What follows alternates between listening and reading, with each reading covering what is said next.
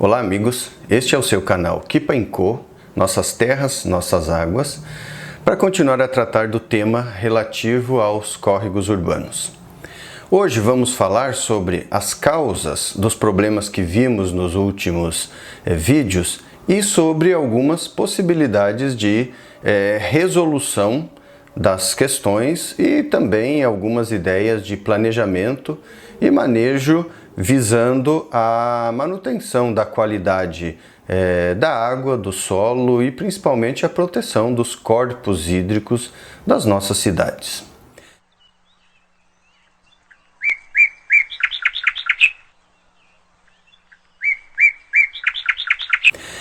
Estes processos que nós vimos aqui na área urbana de Ourinhos, eles não são exclusividade desta cidade, eles ocorrem na maior parte das cidades do mundo e em praticamente todas as áreas urbanas brasileiras, né? Desconheço algum município brasileiro que não tenha problemas relacionados ao manejo do solo e das águas pluviais, o que é uma pena, né? Mas isso não é algo que não tenha solução. Isso pode ser previsto, isso pode ser planejado e isso pode ser impedido, né? Então essas situações onde nós temos processos erosivos e assoreamento de rios podem ser evitados diante de um planejamento adequado e de um conhecimento profundo das características dos locais onde cada cidade está implantada. Bom, por que ocorre este tipo de episódio de erosão e assoreamento de rio? Precisamos considerar que estes dois processos, eles são naturais e sempre ocorreram em nosso planeta, fazem parte dos ciclos da Terra, mas que naturalmente ocorrem com uma velocidade bastante reduzida, né? Então os processos erosivos eles deram origem às formas do relevo como nós conhecemos hoje, né? Mas levaram milhões ou bilhões de anos para ocorrerem e chegarmos nas condições que temos hoje.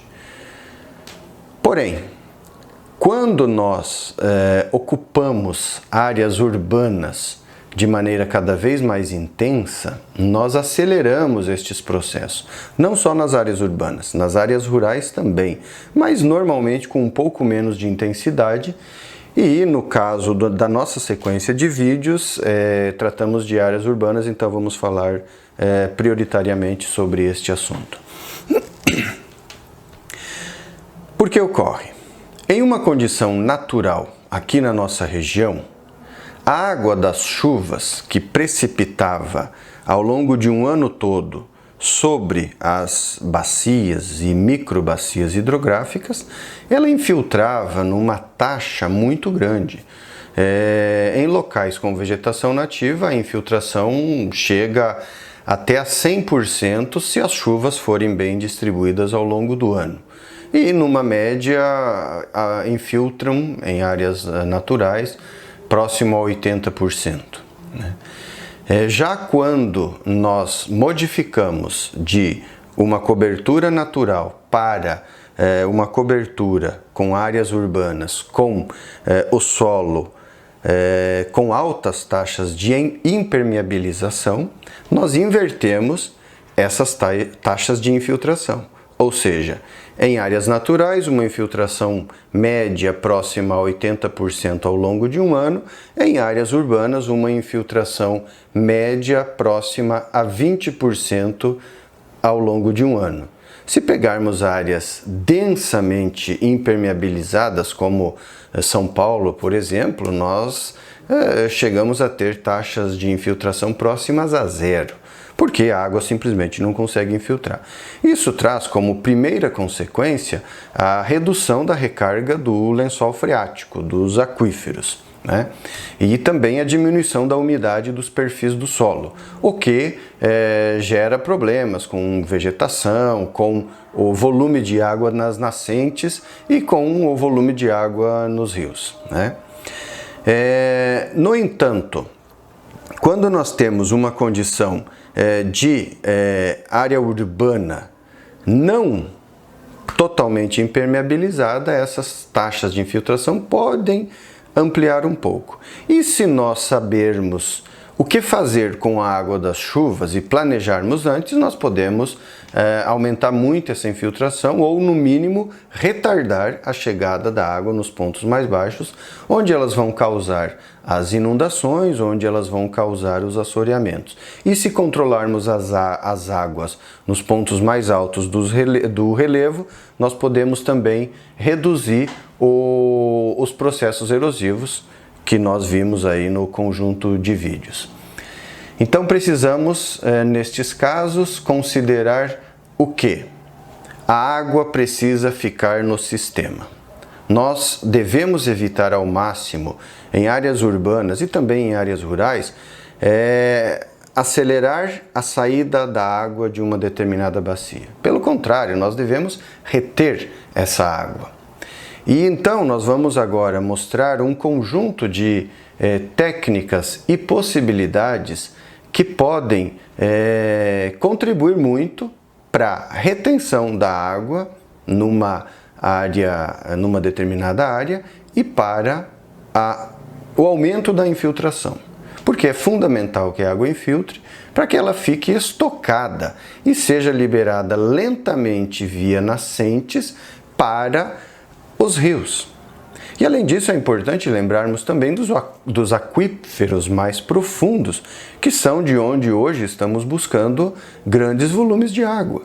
Se nós estamos retirando volumes de água cada vez maiores dos aquíferos profundos, como por exemplo o Guarani, que é o mais conhecido e comentado, quem é que está repondo essa água lá?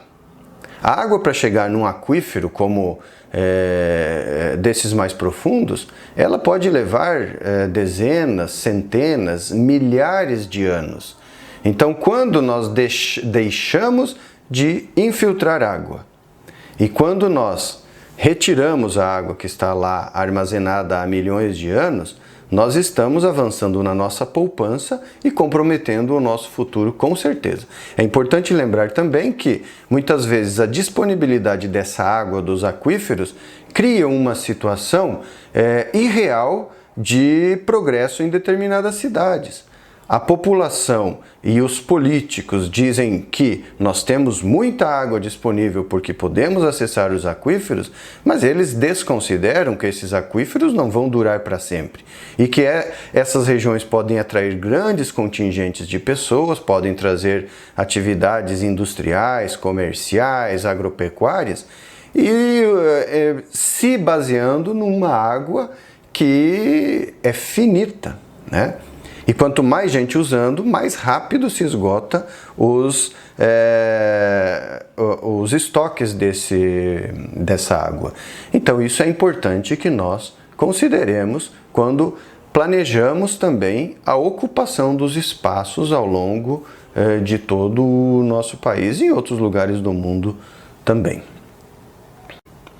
Então, antes de começarmos a falar sobre as possibilidades de planejamento e manejo da água das chuvas para evitar os processos erosivos, como nós vimos nos vídeos anteriores, vamos fazer um breve exercício para pensarmos quanto de água da chuva cai sobre uma área urbana ao longo de um ano. Vamos pegar o exemplo de Ourinhos. O tamanho da área urbana de Ourinhos é de 12,4 quilômetros quadrados. Cada quilômetro quadrado corresponde a 1 milhão de metros quadrados, ok? Então, a área urbana de Ourinhos cobre atualmente 12,4 milhões de metros quadrados.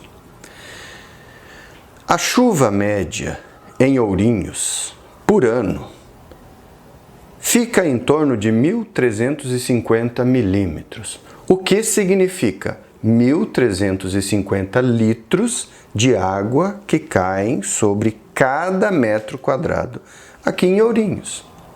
Para sabermos quanto de água das chuvas caiu sobre Ourinhos, sobre a área urbana de Ourinhos ao longo de um ano, basta multiplicarmos 12,4 milhões por 1.350. E vamos chegar a 16.740.000 metros cúbicos por ano. Essa é a água que cai sobre toda a área urbana de Ourinhos. É muita água. Se essa água não for gerida adequadamente em cada um dos espaços onde ela cai, obviamente ela vai causar problemas, principalmente se ela for concentrada em alguns pontos, né? Então vamos lá. Vamos começar falando sobre quais são as possibilidades de planejamento e gestão dessa água. Primeiro, cada município deve criar conjuntos de legislações específicas pensando em como gerir a água no seu território, né? Porque as leis federais, elas são muito boas, mas elas consideram um país com uma diversidade muito grande, com um conjunto de ecossistemas e distribuição de chuvas muito diferentes. Então, cada município deve pensar a sua situação e quais são as formas de resolver o seu problema. Além disso, os municípios devem investir em programas de educação ambiental, de conscientização da população como um todo para evitar esses problemas. Na minha visão, deveriam ser montadas forças-tarefas e as pessoas deveriam ser convidadas a conhecer os riscos que a falta de manejo da água traz para todos, porque todos podem ser arrastados por uma tromba d'água, podem ficar presos dentro de um carro em uma chuva um pouco mais intensa, em praticamente qualquer cidade brasileira, né? Então, isso é uma questão de saúde pública, isso é uma questão de segurança da população. Por conta disso, então, os municípios deveriam investir em prevenção, mas principalmente em divulgação dessas informações para que a população possa ajudar no seu dia a dia e possa adotar os exemplos que nós vamos mostrar aqui de gestão da água, que, embora possam parecer simplórios, são fundamentais para que não ocorram os problemas em nível macro, como nós temos visto no nosso país. Os municípios podem começar este trabalho a partir dos planos diretores de drenagem urbana. Estes planos não devem simplesmente pensar na água e em galerias pluviais. Nesses planos diretores, deve-se pensar antes em como serão distribuídos os lotes dos novos espaços que serão cedidos para a população morar, em quanto desses lotes deverão haver áreas permeáveis, em quanto dos novos núcleos, quanto por cento dos novos núcleos deverão ser ocupados por praças e por outras estruturas que não são ou não serão completamente impermeabilizadas. Este é o primeiro passo. A partir daí, e a partir da educação e conscientização da população, pode-se começar podem-se começar projetos mais ousados, como, por exemplo, não fazer loteamentos com áreas de terrenos menores do que 360 metros quadrados. Alguém pode dizer, mas a terra é muito cara no nosso país. Eu discordo, porque nós somos um país com 8,5 milhões de quilômetros quadrados. Se nós transformarmos isso em metros quadrados e dividirmos pela nossa população, nós temos mais de 40 mil metros quadrados por habitante deste país. Então, nós não podemos amontoar a nossa população em espaços reduzidos, onde a qualidade da moradia não atende à expectativa do cidadão e onde esse cidadão é colocado em risco, porque quando nós temos terrenos muito pequenos, obviamente as pessoas vão ocupar todo ele. Não haverá espaço para infiltração, para manter um jardim, para ter um local onde a água da chuva possa infiltrar. E neste caso, essa água vai escorrer superficialmente e vai se acumular chegando lá nos pontos mais baixos do relevo com uma energia muito grande, trazendo os problemas que nós já mostramos aí, já comentamos bastante. Então a ideia de que nos planos de drenagem urbana o tamanho dos terrenos ele é importante, deve ser considerada em todos os municípios, sim. Agora, o que cada um pode fazer em termos de contribuição? Todos já devem ter observado, e se não observaram, estão convidados a fazer isso, os grandes estacionamentos das grandes lojas, dos grandes supermercados, dos grandes shoppings. Na maioria dos casos, é cimento puro. Às vezes nós temos milhares de metros quadrados completamente impermeabilizados, sem nenhuma preocupação em infiltração ou com a infiltração da água da chuva que cai sobre aquele espaço. Nós devemos substituir isso, todos os nossos grandes estacionamentos, por pisos permeáveis, por blocos vazados com grama no meio, por pisos drenantes, que vão fazer essa água infiltrar, se não toda naquele local, mas pelo menos um pouco. E a partir daí, a parte excedente pode ser direcionada para outros locais ou para outros espaços que também podem ser preparados para receber grandes volumes de água, né? Como, por exemplo, bacias de captação com profundidades variadas. Isso, obviamente, precisa ser adequadamente planejado para comportar toda a água que cai sobre aquele espaço em uma chuva um pouco mais densa, né? Uma outra possibilidade é o uso das calçadas chamadas ecológicas, também vazadas, ou aquelas calçadas que têm um espaço impermeável, né, com um piso adequado para pessoas que têm dificuldade, como cadeirantes, por exemplo, mas que o restante da calçada seja gramado ou seja de algum material permeável. Uma estrutura que é muito interessante para ser implantada em áreas urbanas são as bacias de infiltração. Aqueles espaços onde são feitas escavações de profundidades variadas, que podem inclusive ser potencializadas com drenos ainda mais profundos, né, com colunas vazadas para que a água das chuvas infiltre profundamente. E esse tipo de bacia de infiltração pode ser implantada em praças, em espaços maiores, trazendo a água da vizinhança para aquele ponto e ali depositando. Esse tipo de bacia pode, inclusive, ser estruturado com blocos de pedra de tamanhos grandes, diminuindo à medida em que chega na superfície e ser cobertos até com areia, podendo ter ali atividades esportivas nos momentos onde não há chuvas, né? Podemos também ter inclusive campos de futebol, né? Aliás, os sistemas de drenagem dos grandes campos de futebol brasileiros é um exemplo de estrutura que nós poderíamos adotar em praças para que a água das chuvas de áreas urbanas se concentrasse em um determinado ponto e dali fosse direcionada ou infiltrada, né?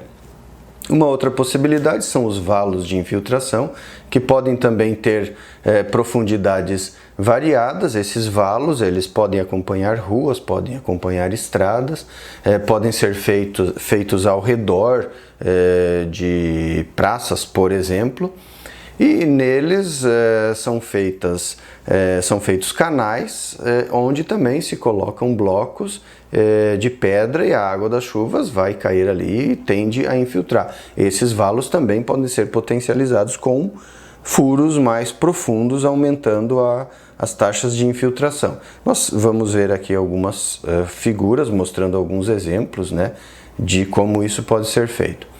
Também podemos fazer os poços de infiltração, que são essas estruturas onde a água é concentrada naquele ponto e ela vai infiltrar em grande volume. Esse poço, obviamente, precisa ser dimensionado em função da área que ele vai captar a água. Também podemos ter um conjunto de poços próximos um do outro para que esse tipo de infiltração ocorra com mais intensidade ou melhor distribuída. Lembrando que nenhuma dessas estruturas deve ser construída ao lado de prédios, ao lado de estruturas muito grandes. E isso deve ser planejado adequadamente, porque se você fizer um grande buraco do lado de um prédio, você pode derrubar o prédio. Então aí a solução vai custar mais cara do que o problema que já existia. Então aqui nós apresentamos a vocês um conjunto de informações e algumas ideias, lembrando da importância do planejamento, da gestão e do manejo da água das chuvas. Podemos ampliar esse tipo de explicação para aqueles que tiverem necessidade e para isso basta apenas nos contatar. E ajudem a divulgar o canal e usem este tipo de informação para disseminar essas ideias, porque afinal de contas a gestão da água, o manejo da água, ela é do interesse de todos, porque todos tomamos água todos os dias e nós não podemos mais agir como se não temos ou como se não tivéssemos responsabilidade sobre essa água.